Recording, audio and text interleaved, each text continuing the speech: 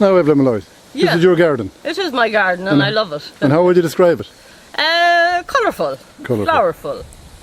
It's flower-based, mostly flowers, yeah. I love flowers. Well, you must love it with the amount of stuff you have in it. Yeah. You might kind of give us a little rundown on it. Well, this is a kind of a shady area, so... what would you call it? They're big daisies, are they? They're big daisies, yeah, Shasta daisies. Now, I'm going to fill it up with shrubs eventually, but this is an annual now this year. It's a tobacco plant, and it will grow about that high. Okay. With a lovely scent. And there it is in flower. Oh, okay. Not very exciting flowers, but in the evening it has a wonderful smell. Okay. They're more the big daisies. I grew them from seed to kind of fill up the garden in the beginning, but as I say, I'll be going more to the shrubs. Now I love roses, so from here on where there's more light, I have lots of roses in at the back. So this is called the Great Northeastern Rose, and it's just lovely. It's a lovely, I love those off-whites, kind of buff coloured.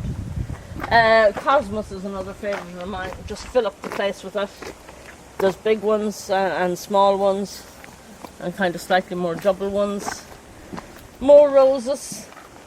This one's called Easy Going. Do I see a bit of cabbage there? An ornamental cabbage, yeah, I like them just for a bit of fun. Just to add another air to it. That's another one now. That one is starting to go to flower, so I'll have to take it out. You know, it will go up to a big head of flowers, which the shape will be round. More roses here. This is another favourite of mine, Amber Queen. It's just such a lovely golden colour. And this one is called Dearest, and it's gorgeous. I really love the roses. I just love them. That's a really big one up there, is it? That's Alexander, yeah. It's a bit vulgar and it's a bit gaudy, but hey, it's not about subtlety here. This is Phlox, which is a kind of an old-fashioned garden plant, and all the better for it. Lovely plant. And more roses now. These ones here are Dearest, and there's iceberg roses over here. I can't remember the name of all of them offhand. I have them labelled, but I can't get into the labels. This is a lovely little thing. This is Mexican fleabane. Lovely little daisy plants. Nice and natural. I mean, these are fantastic, but they're just a little bit artificial looking somehow, you know. They're colouring them, though. These are chrysanthemums that I grew from seed this year. Chrysanthemum tricolour. And all different mixtures of colours in 3 shades, and different colour flowers on the one plant, which I think is amazing. That's that same rose, Alexander, again. You can get a closer look at it here. It's a lovely colour. Some people see orange in it, I don't. I suppose maybe there is a hint of orange, but yeah, there is. A yellow tint in it, there is. Yeah. And this is iceberg, which is a lovely white rose, and it's always ever so healthy, you know, loads of glossy foliage. This one now a friend gave me just a couple of weeks ago. It's called, that's a better idea, the colour, it's called Hot Chocolate. It is a lovely colour. A kind of intense colour. So then when we were starting out the garden, this is where we started here around behind you, and we set out for kind of a Mediterranean seaside was our theme. That was our plan.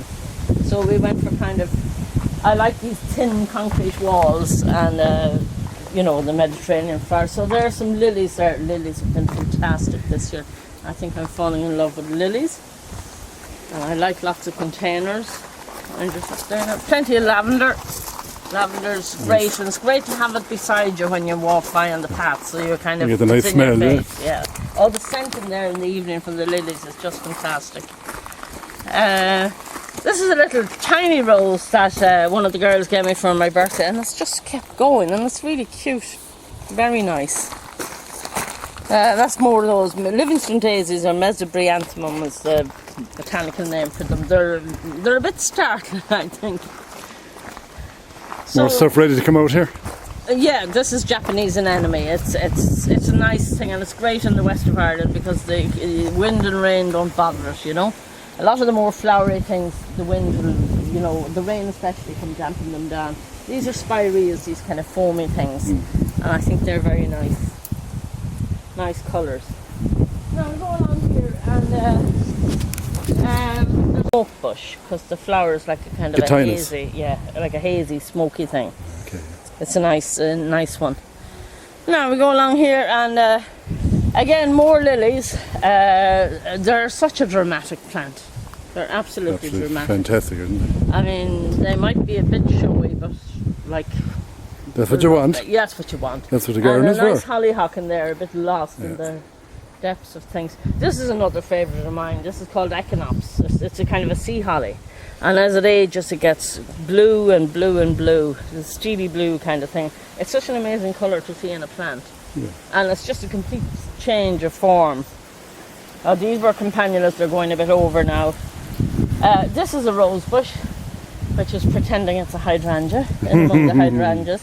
It's called ballerina. It's a lovely rose bush. It's just ready to have, it's finishing its first flower and it'll have a second one. The hydrangeas give a great prolonged colour, don't they? Yeah, for a sheer mass of colour. And they're so easy to grow, like from cuttings you'll have. They're about 4 years old from little bits that high. You do much propagation of your own, do you? I do, I love it. I love doing that. This is another daisy. This is Leucanthemum Wirrell's Pride. It's a different one, but it's nice. This thing is kind of sticking out in the middle of nowhere. But then you come in here and my dad calls this part of the garden Oklahoma. You have it sectioned. Yeah, this is the new territory. And this is Campanula tachysmania. This is it's dramatic, isn't it? It's dramatic. It's also very, very rampant, so I don't know, but it's never flowered so well, so I just think maybe it'll have a stay. But 2 years ago that was a 3-inch pot, so I just wonder. And this is a little crab apple tree, which is coming into fruit. You don't see many of them anymore. There used to be lots of crabs one time. No. We used to make the crab jelly. Did you ever make the crab jelly yet? I used to spend a lot of my life making jams and jellies because I got sick of them. I put a lot of dahlias in here. These are the kind I prefer. I love that pattern. The structure is so geometric. It's gorgeous. And here are more roses now. But they're all just kind of finished their first flush and waiting for their second. This is a lovely one called Fascination. There's a park in Dublin, St Anne's Park in Raheny, and they have a great rose garden. And if you're looking for roses, it's a good idea to go and look and see what you like, before you get stuck in. Here's some fruit. There's blueberry and there are raspberries. Do blueberries grow well here? They do? They do. Not very common. Well, they're pretty easy to grow. Gooseberries. They were absolutely beautiful this year. Red currants now, we finished picking them, didn't catch them all, but it's so many we didn't know what to do. The raspberries inside then? The raspberries are there, yeah. They're autumn fruiting raspberries, so they haven't really come up yet. Strawberries? Strawberries, yeah. And rhubarb? Load of strawberries, yeah, load of rhubarb. Plenty of rhubarb tart in your house? Yeah, actually we had red currant tart last. Found it out on the shore near Louisburg somewhere when she was surfing, and she knew I was into seaside things, so that's an actual rope? She dragged it home. It's a big rope. It's incredibly heavy. So this is a new sweet peas. Sweet peas. Loads and loads of sweet peas. We love the sweet peas for for picking for the house. They're absolutely fantastic. They were very common one time, didn't it? They kind of died out a bit, didn't they? What's the big wheel now? The big wheel is, this was the flywheel from the steam engine that ran the clog factory that was here. There was a clog factory here? There was a clog factory. Oh, yeah. And then all these plants are in containers. And then we can go through to the...